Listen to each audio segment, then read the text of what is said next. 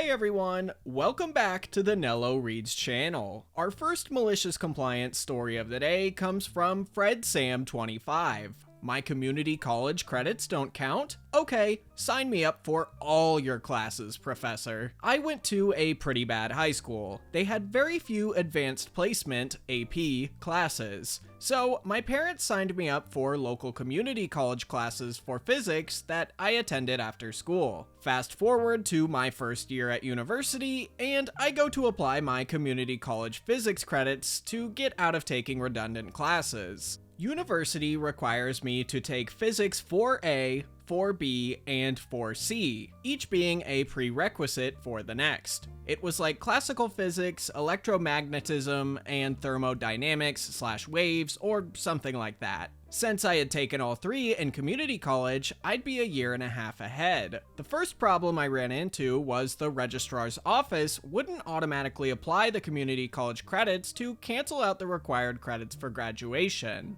I had to get the professor that taught the course to sign off on it, and for that semester, the same professor taught all three classes. I met with the professor and he refuses to sign the forms. Community college is a joke, especially yours. You need to take 4A, 4B, and 4C here if you want to graduate from this university. Feeling defeated, I went to register for 4A, but then I noticed something. While the online system wouldn't apply my community college credits to eliminate the required physics credits, it did apply the community college courses for the required prerequisites. So I could register for 4A, 4B, and 4C all in the same semester with the same professor. In fact, because it was the same professor, none of the course times conflicted. He arranged all three to be in the same classroom back to back. No need to run around campus either. First day of class, I sat in the front row for 4A. Don't know if the professor noticed me then, but once class ended and everyone else got up, I stayed in my seat waiting for the next one to start in 10 minutes. He glanced at me funny as he went through 4B. When that ended and I didn't get up, he approached me. "I'm sorry, but you're going to have to leave. I have another class soon." "No worries, I know, 4C. I'm enrolled in that too."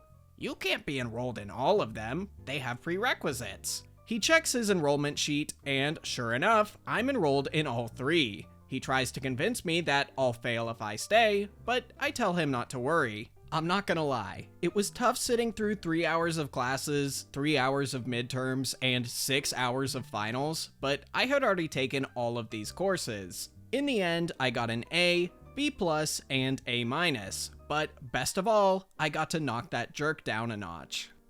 That is some serious dedication from OP.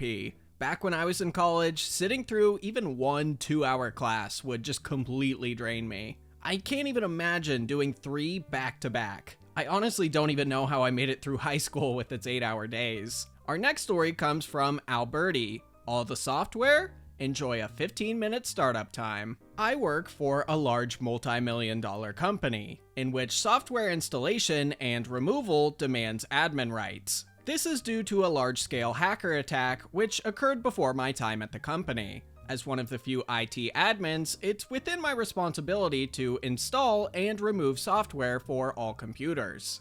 One coworker of mine's laptop had seen its final days and needed to be retired to its final resting place of Valhalla like all good warriors do. I got a message from him that he needed his PC swapped and I said sure. I asked him what kind of software he needed. He responded that he used everything, so I should install all we could.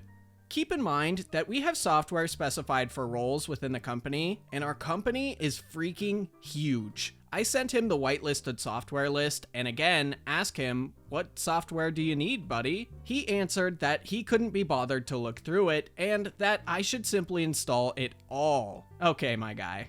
I popped the back of the poor new Lenovo machine and changed the hard disk. The original one would not be able to contain the amount of crap which was about to flood the gates. For an entire week, I would work on this soon-to-be cursed machine, which was receiving software installations like orcs coming at Helm's Deep.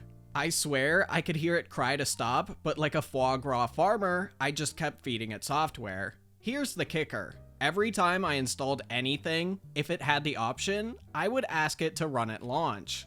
I probably poured 8 additional hours into this fresh machine. It very quickly worked slower than a Windows Vista machine hooked up to a hamster on a wheel as its power supply. The 1TB SSD I installed took 15 minutes to boot up every single program, which would open at launch. The greatest thing was that he couldn't undo the startup at launch because that required admin rights. To his credit, he lasted 2 weeks before he came back, apologized, and asked for me to redo his machine. We are friends now, but he learned not to F with the IT guys. Programs that start up on launch are the bane of my existence. It seems like all of them have their own way that you need to separately disable them too. So every time I install something and accidentally allow it to open on startup, I regret it pretty much instantly. Our next story of the day comes from Sauron for Poor. Can't pay my speeding ticket in cash, but by transfer? Alright, I'll subtract the transfer fee then. This is a story about my dad. Some 30 years ago, the police stopped him for a minor traffic violation, which meant a fine of $20. He pulled out his wallet and wanted to give the policeman a bill, settling the score on the spot. The policeman, however, was petty about my dad's do not care attitude and told him he won't take the money, and he'd have to transfer it via bank account, just to make some extra bureaucracy for him. Keep in mind, this was back in the time before internet banking, i.e., my dad had to go to the bank to order the transfer. Cue the malicious compliance. A transfer had a fee of 19 cents, so my dad sent them $19.81 instead of the 20, as the fine is $20 and should not be $20.19. Their computer system could not process this, as the amount was not correct, and sent the money back automatically. A few days later, he received a payment reminder. He politely answered that he already made the transfer minus the cost of the transfer fee, as he could have paid in cash, but the policeman did not want the money. He then sent them $19.14, the 20 minus twice the banking fee and minus the cost for the stamp.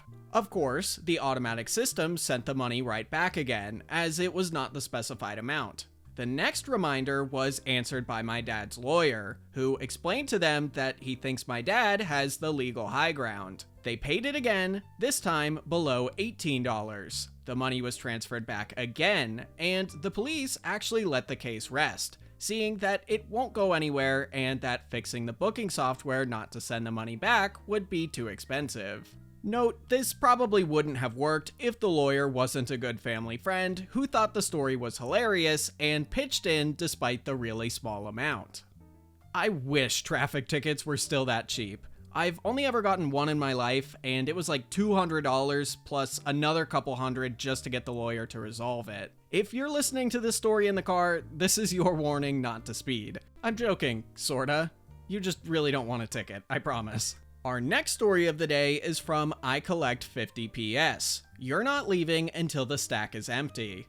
This is a simple one, but I will set the scene. I was 16 and this was my first job. I worked in a fast food chain that sold pizza. It portrayed itself as being housed in a crappy hut.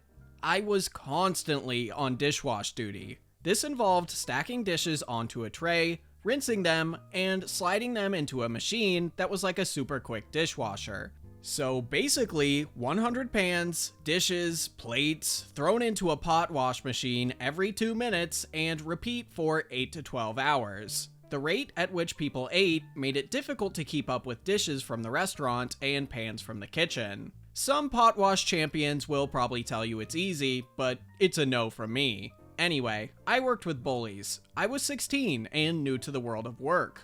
I was told I couldn't leave until the pans from the stack were empty. Despite my shift ending in 10 minutes and realizing full well I wasn't gonna get overtime. The sentence implied I was to wash them, but I also still had dishes from the restaurant. With a mountainous amount of plates and no willingness to help my colleagues in any way, shape, or form given their attitude towards me, my interpretation was this. I will remove all the pans from the stack and place them on the floor. The stack was now empty and I could leave. I never came back. I'm sure it wasn't much of a loss for them. They certainly weren't a loss for me. Since there's been a lot of comments and views, I must add this. Small pots for dips and sauce are the worst. No one finishes their sauces, and washing them was my least favorite thing to do ever. Big shout out to people who wash dishes for a living. I honestly cannot even imagine all the gross stuff you have to deal with, because really, even my own dishes gross me out sometimes. Anyway, I hope you enjoyed today's stories, and I'll see you next time.